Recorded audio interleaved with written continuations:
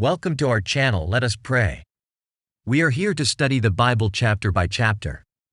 We are going to choose a book of the Bible and we are going to study one chapter per video. We are going to create a playlist for every book, and we will be creating an introduction video plus the videos of each chapter. Please subscribe to our channel so that you can get notifications of the new videos we are posting. Thank you for being a part of our community. Ephesians Chapter 2. And you were dead in your trespasses and sins, in which you previously walked, according to the ways of this world, according to the ruler who exercises authority over the lower heavens, the spirit now working in the disobedient. We too all previously lived among them in our fleshly desires, carrying out the inclinations of our flesh and thoughts, and we were by nature children under wrath, as the others were also. But God, who is rich in mercy, because of his great love that he had for us, made us alive with the Messiah, even though we were dead in trespasses. You were saved by grace. Together with Christ Jesus, he also raised us up and seated us in the heavens, so that in the coming ages he might display the immeasurable riches of his grace through his kindness to us in Christ Jesus. For you are saved by grace through faith, and this is not from yourselves. It is God's gift, not from works, so that no one can boast. For we are his creation, created in Christ Jesus for good works, which God prepared ahead of time, so that we should walk in them. So then remember that at one time you were Gentiles in the flesh, called the uncircumcised by those called the circumcised, which is done in the flesh by human hands.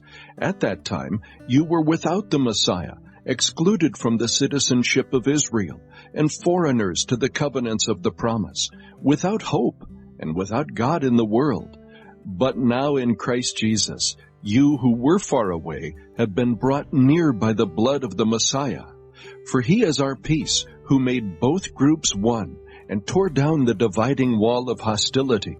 In his flesh he made of no effect the law consisting of commands and expressed in regulations, so that he might create in himself one new man from the two, resulting in peace.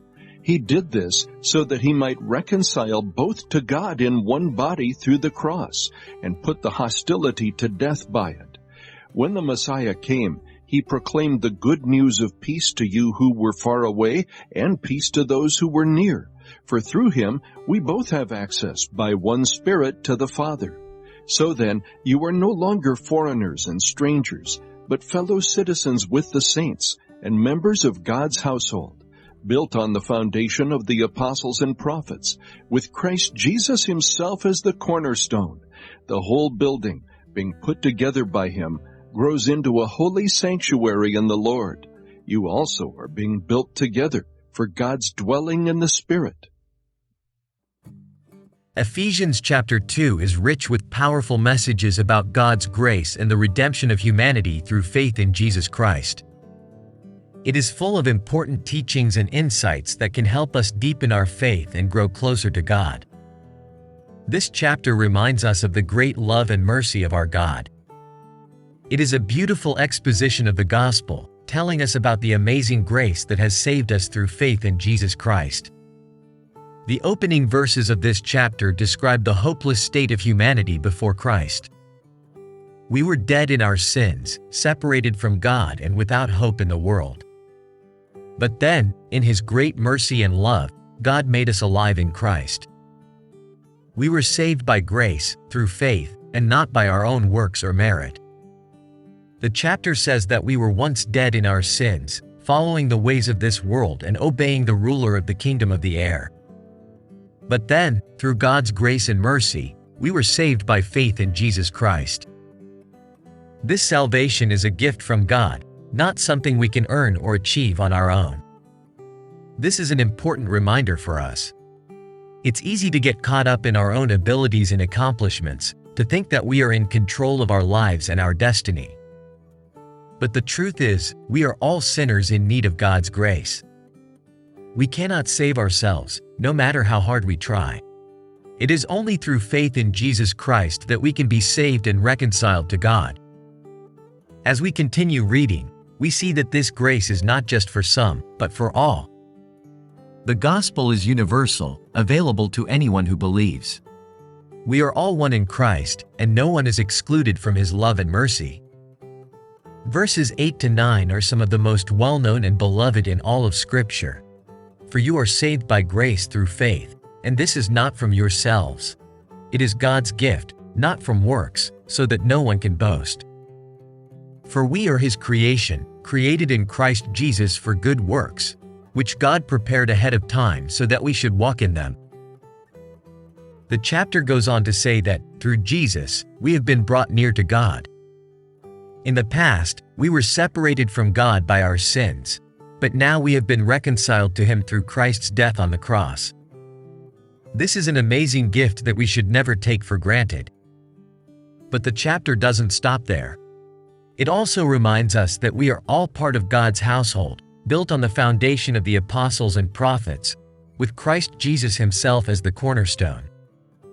This means that we are not alone in our faith. We are part of a larger community of believers, all working together to serve God and advance His kingdom.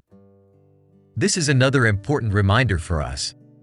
We may sometimes feel like we are on our own, that we are the only ones struggling with our faith or trying to live a Christ-like life. But the truth is, we are all in this together. We can support and encourage one another, and we can draw strength from the knowledge that we are part of God's family. Finally, the chapter ends with a reminder that we have been created for good works. We are not saved by our good works, but we are saved for good works. God has prepared good works for us to do, and we should be eager and willing to do them.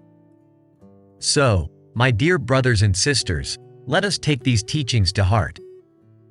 Let us remember that we are saved by grace through faith in Jesus Christ.